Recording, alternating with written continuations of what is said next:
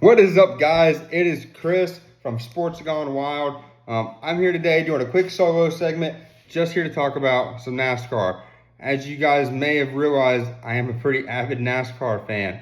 I have a whole area of my home dedicated to Ryan Blaney. Big fan of the 12 Ford Dark Horse Mustang there. Shout out to Menards, Dent Wizard, Body Armor, all people that don't sponsor me, don't sponsor this video, but sponsor Ryan Blaney. So that's pretty cool. Listen, guys, real quick. We're gonna get on this topic here of NASCAR, obviously, and who I think statistically are the 5 worst drivers right now. I'm very big in statistics, so I looked into it and I found a couple things, couple drivers. Drivers that I think might be on potential hot seats, which might be a kind of a hot topic, and drivers that may or may not already be out of a seat or going into a seat. So real quick, just going to run through my list in no particular order of drivers that I think may be on potential hot seats. Ryan Preece, Austin Dillon, Corey LaJoie, Eric Jones, Daniel Hemrick, John Hunter Nemechek, Austin Cindric, ! Daniel Suarez, Justin Haley. I don't know how much you can actually include Justin Haley into this, just with the equipment that he has. I think that with one more year in that equipment, because he just got into that ride, I think we can see Justin Haley potentially do a little bit better. I don't know if he's going to be a top dog. I hope that he has the opportunity to become that guy, but I'd still like to see more out of Justin Haley. So I'm not going to count him in this list necessarily. 5 worst drivers right now, statistically, in my opinion: Harrison Burton, Corey LaJoie, Austin Dillon, John Hunter Nemechek, and Daniel Hemrick. Now, when it comes to Harrison Burton, I just don't think he is Cup level. And granted, all these guys are better than me. I'm not racing the car. But with that being said, I think Harrison Burton, with an average finish of 26.6, is just an Xfinity guy. I think he has potential to make more money at the Xfinity level than he may ever will at the Cup level. And I think that we've seen that over the course of a lot of drivers' careers. Look at Justin Allgaier. Obviously, he filled in for Larson at the 600 and did pretty good. But he is an Xfinity guy. It's just kind of, I think you have guys that are just certain people. Matt Crafton, he is a truck guy. All right, so I think Harrison Burton is just going to be one of those Xfinity guys. When it comes to Daniel Hemrick, average finish of 22.5 this season. I like Hemrick. I was fortunate enough to be a guest of Daniel and Kyle Grayson at the Coke 600 this year. He has finished every race this year, which is phenomenal. I do think that college equipment could be a little bit better potentially, and we can see Daniel Hemrick run up towards the front a little bit more. He does have 3 top 10s this year, so that's really good out of that crew. Austin Dillon having a rough season. And at this point, is it Austin Dillon or is it RCR? I mean, we're kind of seeing the same thing with Kyle Busch. Is it the driver or is it the equipment? Austin Dillon, I met him a couple weeks ago. He came into my shop that I work at. Really phenomenal young man. Tons of knowledge. I got to talk with him about a bunch of different stuff. He is struggling in the car a little bit right now. Only 2 top 10s in 20 starts and 3 DNFs. So he's having a rough go. Again, with the struggles of both Dillon and Kyle Busch, or Shrub as I like to call him, is the baby Busch there. I just think that maybe it might be a little bit more of an RCR issue. But how long does Dillon keep the seat? You know what I mean? You've got to put up results, and the results aren't resulting. Next up, get on topic of John Hunter Nemechek. Again, Xfinity guy. Listen, guys, 3 DNFs, 3 top 10s, average finish of 24th. I just don't think John Hunter, in the same boat with Harrison Burton, I just don't think they're Xfinity guys. I think that they have potential to be really good at the Xfinity level. I just don't know if they're Cup level. Speaking of Cup level, my next guy is Corey LaJoie.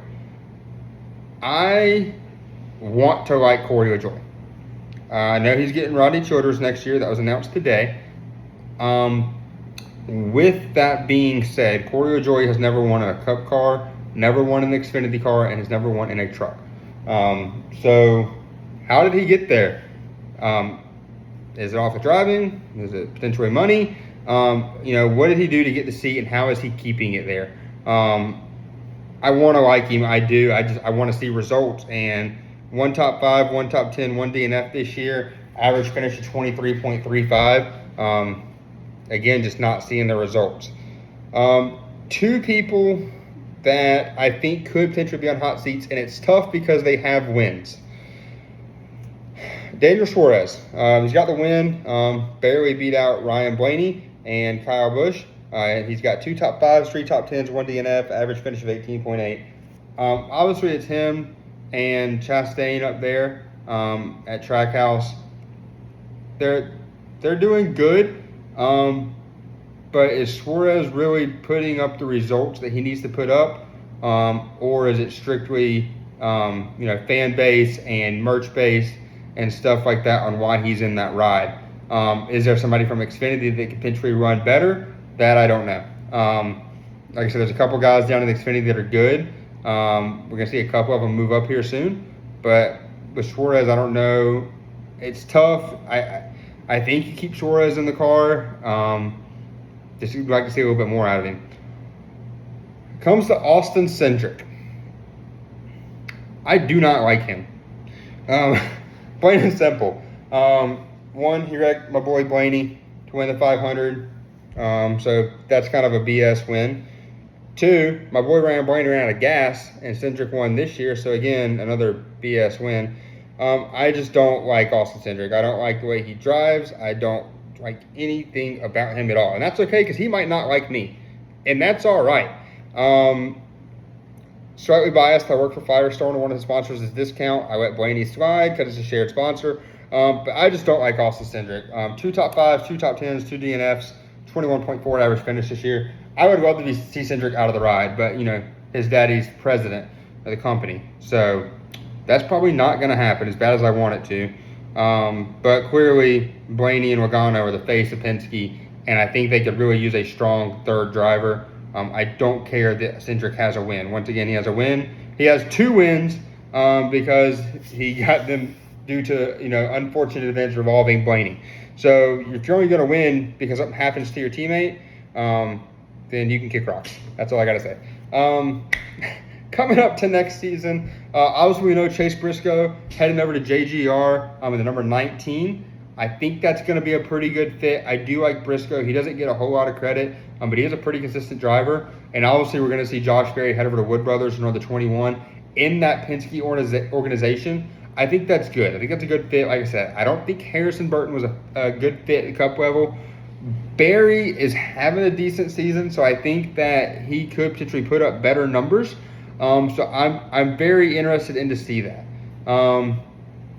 Also, we have a couple seats that got to be filled. Haas announced they are keeping 1 charter. I heard rumors of maybe 2, but we know for sure they're keeping 1. We all know it's probably going to be Cole Custer because, again, his daddy. Second of all, front row has 2 seats opening up with McDowell leaving and then purchasing a charter. As far as I know, we do not know who's taking these 2 seats at front row.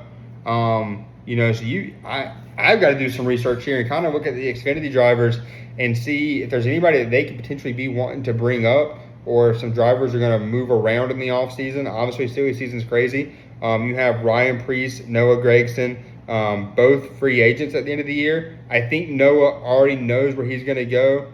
I don't think it's going to be front row, but it might. Preece, I could see being at front row if he's in a Cup car. But with Gragson kind of being up in the air, you don't really know where he's going to end up. So I'm really interested to find that out. So as far as that goes, that's kind of just my hot seat and changes coming. And then we're talking about playoffs. Statistically, I have what I think is the 5 best drivers here in the playoffs.